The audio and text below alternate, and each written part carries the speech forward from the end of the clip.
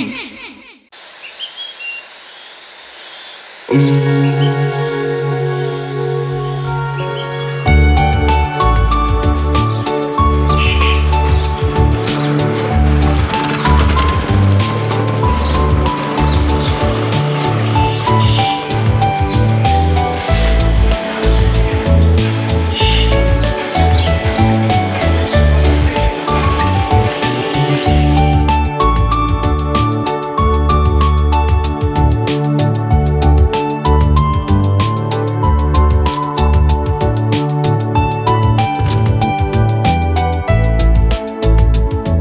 നമസ്കാരം.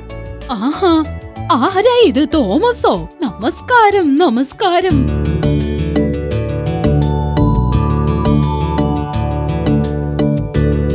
എന്തേ ആരും ഇല്ലേ ഇവിടെ? അനക്കൊന്നും കേക്കുന്നില്ല. ഇല്ല തോമസേ, അച്ചായൻ രാവിലെ കാറ് എടുത്തുകൊണ്ട് ഇറങ്ങിയതാ. രാവിലെയോ? ഇന്നലെ കണ്ടപ്പോ എന്നോട് അതിനെ പറ്റി ഒന്നും സൂചിപ്പിച്ചില്ലായിരുന്നല്ലോ. രാവിലെ ആരുടെയോ ഒരു ഫോൺ ഉണ്ടായിരുന്നു. പിന്നെ പെട്ടെന്ന് റെഡിയായി ഒരു പോക്കായിരുന്നു. ആണോ? തോമസ് ഇരിക്ക്, ഞാൻ ചായ ഇടാം. അയ്യോ വേണ്ട, ഇപ്പൊ തന്നെ ഞാൻ 2 ചായയായി. ആണോ? അല്ല, പ്രിൻസ് കൂടില്ലേ? രാവിലെ എല്ലാവരും ഒരു ചൂണ്ടയുമായി ഇറങ്ങിയിട്ടുണ്ട്. പുഴക്കരയിൽ കാണും.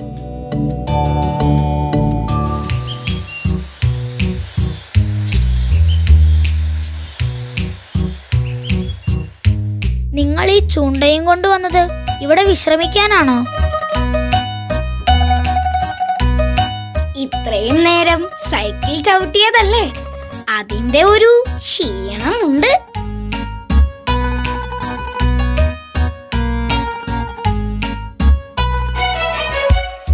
അതിനാകെ 10 മിനിറ്റ് പോലും സൈക്കിൾ ചവിട്ടിയില്ലല്ലോ. എന്നാലും 10 മിനിറ്റ്, അതും അടുപ്പിച്ചല്ലേ ചവിട്ടിയത്? അതിന്റെയാണോ ഈ ക്ഷീണം? എനിക്ക് കാര്യം മനസ്സിലായി. നിനക്ക് എന്തോന്ന് മനസ്സിലായെന്ന? ആദ്യത്തിനറിയാം, അവൻ എത്ര ചൂണ്ടയിട്ടാലും മീൻ കിട്ടില്ലാന്ന്. ആര് പറഞ്ഞു? അപ്പോൾ അന്നെനിക്ക് മീൻ കിട്ടിയതോ?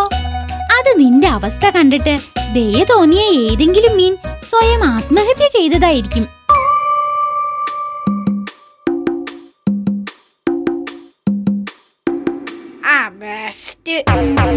ഈ ആത്മഹത്യ എന്നത് സ്വയം ചെയ്യുന്നതിനെ പറയുന്നതാ.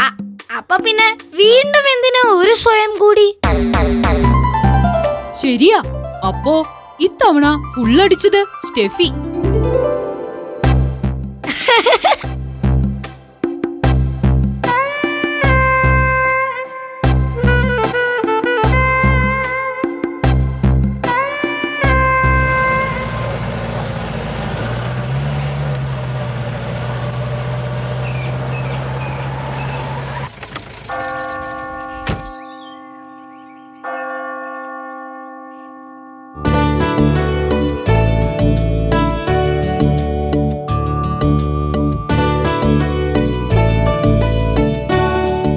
വീട്ടിൽ ചെന്നിരുന്നു അല്ലേ?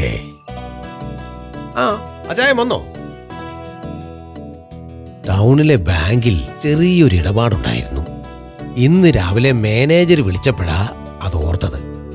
പിന്നെ ആ കാര്യം തീരുമാനമാക്കാനായി രണ്ടും കൽപ്പിച്ചങ്ങ് പോയി. എന്നിട്ട് പോയ കാര്യം ശരിയായോ? അതെല്ലാം ഭംഗിയായി കഴിഞ്ഞു. തോമസ് വന്നിട്ട് ഒരു ചായ പോലും കുടിച്ചില്ലെന്ന് പറഞ്ഞല്ലോ. അത് ഞാൻ അച്ചായ ഓൾറെഡി 2 എണ്ണം കുടിച്ചിട്ടാ അങ്ങോട്ട് പോയത് തന്നെ. അതൊന്നും പറഞ്ഞിട്ട് ഒരു കാര്യവുമില്ല. പുറത്തുനിന്ന് ആരെങ്കിലും വന്നോ, സമയമൊന്നും പ്രശ്നമല്ല, ചായ കുടിച്ചേ പറ്റൂ. കർത്താവേ, കുഴഞ്ഞു പോവല്ലോ. അച്ചായ, എന്നാ അകത്തോട്ടിരിക്കാം. ആ പഴയ കണക്ക് നമുക്കൊന്ന് നോക്കാം. എങ്കിൽ അങ്ങനെ ആവട്ടെ, വരൂ.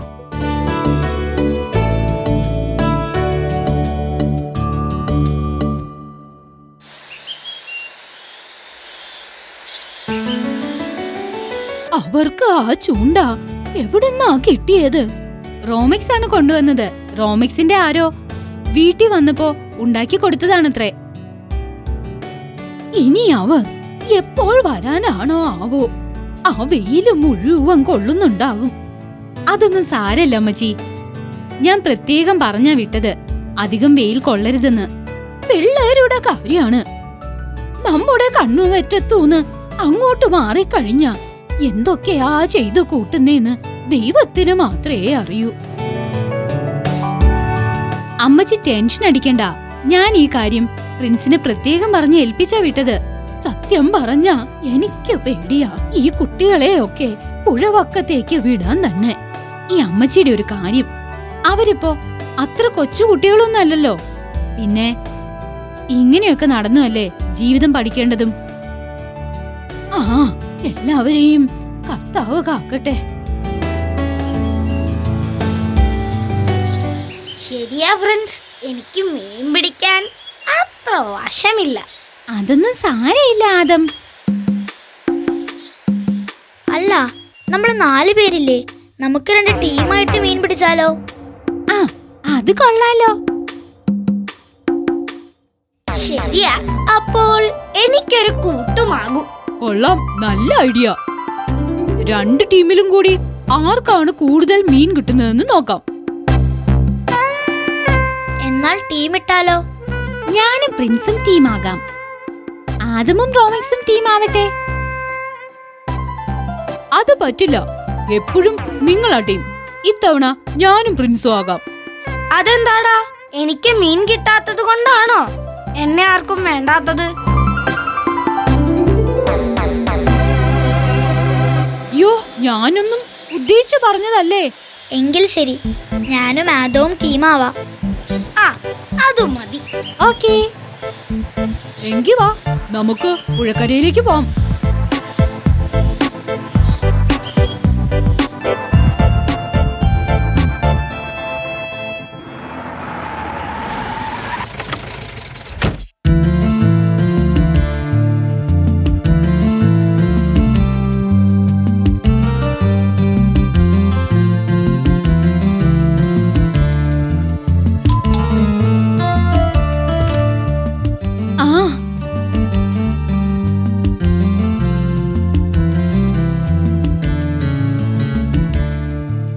തോമസിനെ പോയി കണ്ടോ?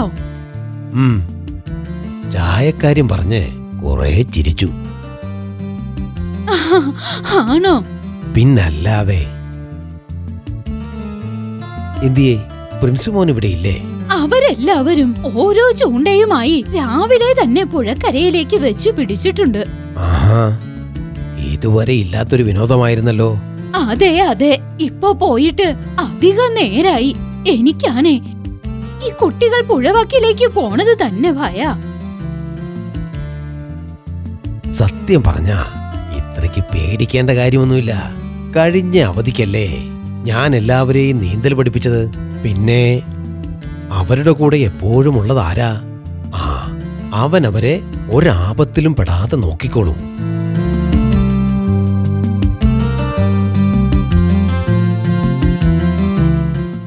ആ, മരുന്നിന് സമയമായെങ്കിൽ അതിങ്ങെടുത്തോ. ഇന്നലെയും മുടങ്ങി. ശരി.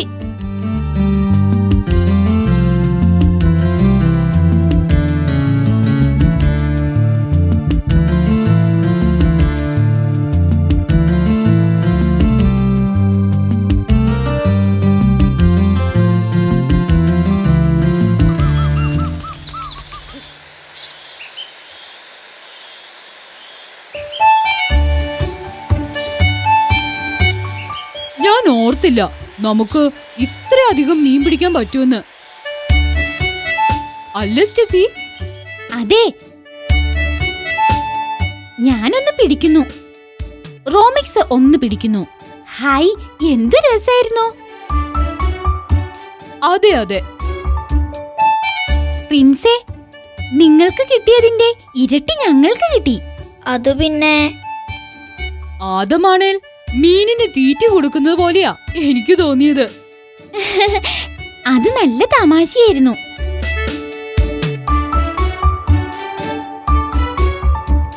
ഞാൻ ആദ്യമേ പറഞ്ഞില്ലായിരുന്നോ എനിക്ക് മീൻ പിടിക്കാൻ അറിയില്ലെന്ന്? പിന്നെ എന്തിനാ എന്നെ ഇപ്പോൾ കളിയാക്കുന്നത്? നീ നീ വിഷമിക്കണ്ട ആദം. ഇത് നമ്മളൊരു ടൈം പാസ് ആയല്ലേ എടുത്തിട്ടുള്ളൂ. പിന്നല്ലാതെ.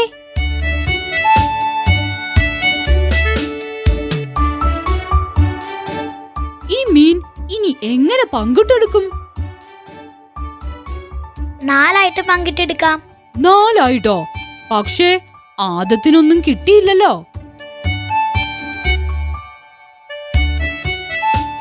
ശരിയാണല്ലോ. എങ്കിൽ 3 പങ്കിട്ടെടുക്കാം. ഫ്രണ്ട്സ്, അത് മോശമാണ്. ഇതിൽ ഇത്ര മോശം എന്തിരിക്കുന്നു പ്രിൻസ്?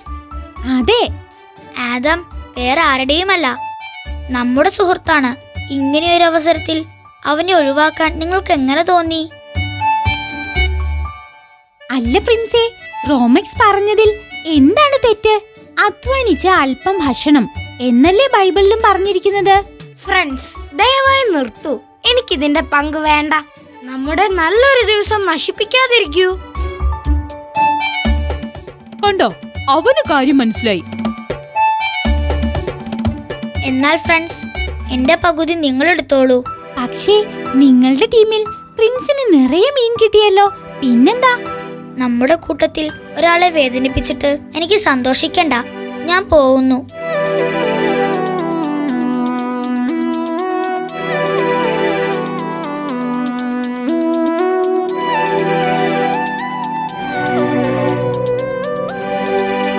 അത് പ്രിൻസേ,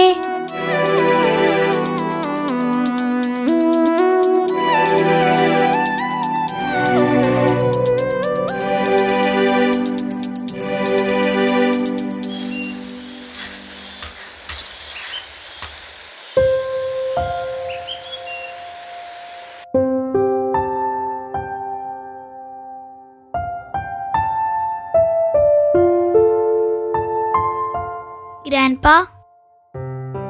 ആ, മോൻ വന്നോ? മീൻപിടുത്തമൊക്കെ കഴിഞ്ഞോ? അവരെല്ലാം പിരിഞ്ഞോ?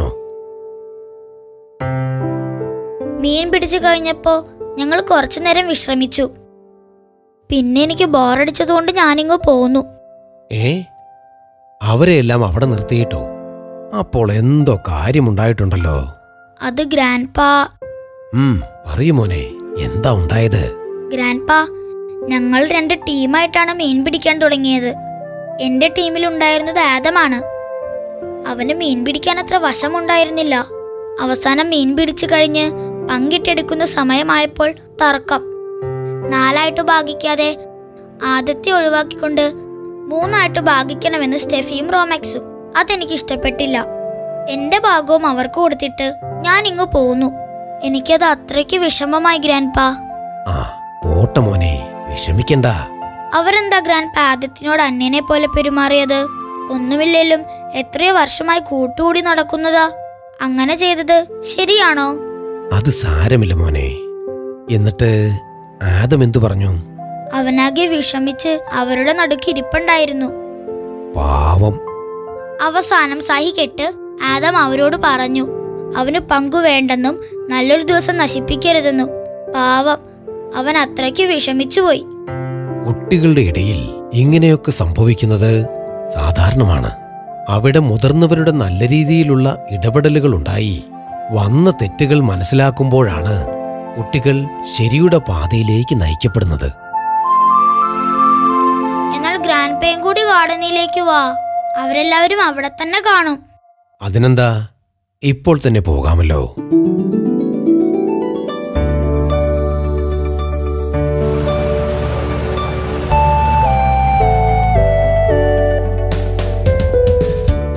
പ്രിൻസ് വന്നയുടനെ പിന്നെയും പുറത്തേക്ക് പോയല്ലോ. 2 പേരും കൂടാണ് പോയിരിക്കുന്നത്. ആഹാ, അപ്പൊ കുട്ടികൾക്കിന്ന് നല്ലൊരു കഥ കിട്ടാൻ സാധ്യതയുണ്ടല്ലേ? പക്ഷേ പ്രിൻസിന്റെ മുഖം കണ്ടിട്ട് എന്തോ വഴക്കുണ്ടായതുപോലാ എനിക്ക് തോന്നിയത്. ഓ, അതൊന്നും സാരമില്ല. പോരാത്തതിന് അപ്പച്ചനും കൂടെ പോയിട്ടുണ്ടല്ലോ. അഥവാ എന്തെങ്കിലും പ്രശ്നം ഉണ്ടായെങ്കിൽ തന്നെ അതെല്ലാം നിമിഷങ്ങൾക്കുള്ളിൽ അപ്പച്ചൻ ശരിയാക്കിക്കൊള്ളും.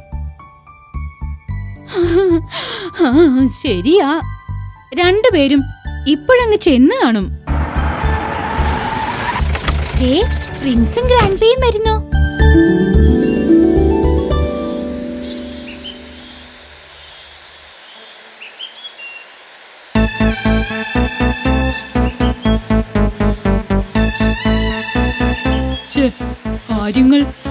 ചിലപ്പോ അറിഞ്ഞു കാണും. മോശമായല്ലോ. പ്രിൻസ് ഗ്രാൻഡ്പയോടെ എല്ലാം പറഞ്ഞു കാണും.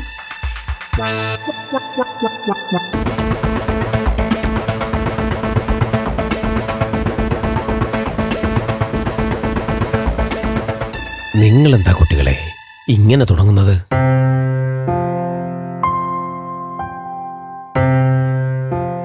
ശരിയാ ഗ്രാൻഡ്പാ, ഞങ്ങൾ ചെയ്തത് വളരെ മോശമായി പോയി.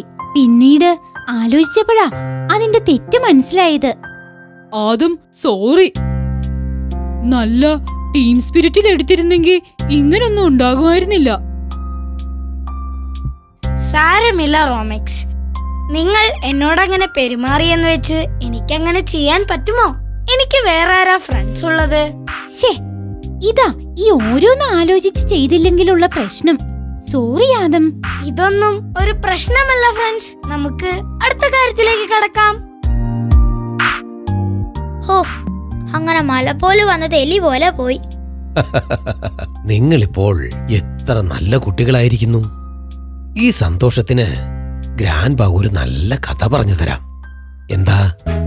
ഹായ്, ഇത് എത്ര അത്ഭുതമായിരിക്കുന്നു. അതെ, സാധാരണ നമ്മൾ പറഞ്ഞാലാണ് ഗ്രാൻഡ്പാ കഥ പറയാറ്.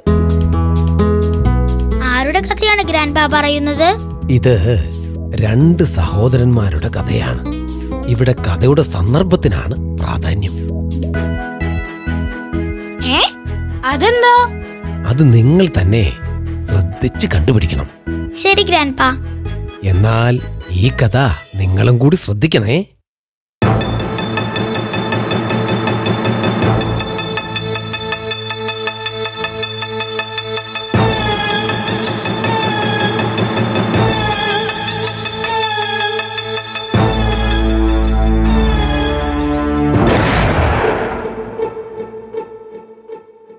ഒരു ഞെട്ടിലെ 2 പുഷ്പങ്ങൾ പോലെ ഐക്യത്തിൽ ജീവിച്ച 2 സഹോദരങ്ങൾ. ജ്യേഷ്ഠൻ വിവാഹിതൻ, അനുജൻ അവിവാഹിതനും.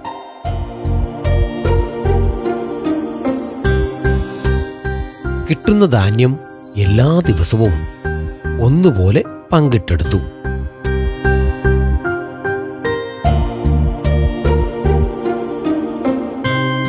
കുറേ നാൾ കഴിഞ്ഞപ്പോൾ അവിവാഹിതനായ അനുജൻ ചിന്തിച്ചു, ധാന്യം ഒരുപോലെ പങ്കിടുന്നത് ഉചിതമല്ല. ഞാൻ ഏകനാണ്. ചേട്ടന് ഭാര്യയും മക്കളെയും പോറ്റേണ്ടതുണ്ട്. അതുകൊണ്ട് എനിക്കിത്രയും ധാന്യം ആവശ്യമില്ല.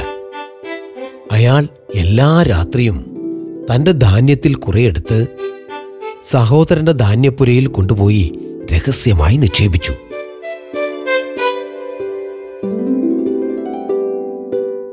ഇതേ സമയം വിവാഹിതനായ ജ്യേഷ്ഠൻ ചിന്തിച്ചു, ധാന്യം ഒരുപോലെ വീതിക്കുന്നത് ശരിയല്ല. വാർദ്ധക്യത്തിൽ എന്നെ സംരക്ഷിക്കാൻ എനിക്ക് മക്കളുണ്ട്. എന്നാൽ തന്റെ പ്രിയപ്പെട്ട അനുജന് ആരുമില്ല. അതിനാൽ എന്നേക്കാൾ കൂടുതൽ ആവശ്യം സഹോദരനാണ്. അയാളും തന്റെ ധാന്യത്തിന്റെ ഒരു ഭാഗം എല്ലാ രാത്രിയിലും ആരും അറിയാതെ സഹോദരന്റെ ധാന്യപ്പുരയിൽ കൊണ്ടുപോയി നിക്ഷേപിച്ചു. വീണ്ടും പങ്കുവച്ചിട്ടും എല്ലാ ദിവസവും രാവിലെ താങ്കളുടെ ധാന്യപ്പുരകൾ നിറഞ്ഞിരിക്കുന്നത് കണ്ട് ഇരുവരും അത്ഭുതപ്പെട്ടു.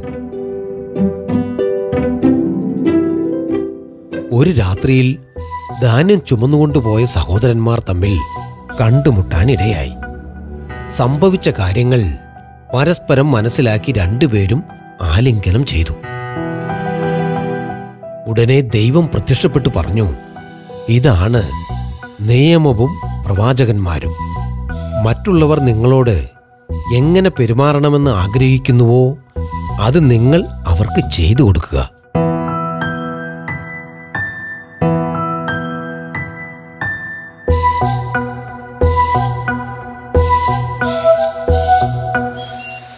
ശരിയാ ഗ്രാൻഡ്പാ, ഇത് ശരിക്കും ഞങ്ങൾക്ക് വേണ്ടിയുള്ള കഥ പോലെ തന്നെ തോന്നുന്നു. ശരിക്കും ഒരു പക്ഷേ ഈ കഥ നേരത്തെ ഞങ്ങൾ കേട്ടിരുന്നെങ്കിൽ ഈ പ്രശ്നം ഉണ്ടാകുമായിരുന്നില്ല. അതേ മക്കളെ, ഇവിടെയാണ് ഇത്തരം ഉപമാകഥകളുടെ പ്രാധാന്യം നാം മനസ്സിലാക്കുന്നത്. സഹോദരന്റെ കാര്യത്തിൽ ശ്രദ്ധ വയ്ക്കുന്നതും അവനുമായി പങ്കുവെക്കുന്നതും പരസ്പരം ഭാരം വഹിക്കുന്നതുമാണ് യഥാർത്ഥ സ്നേഹം. അതാണ് നിയമവും പ്രവാചകന്മാരും.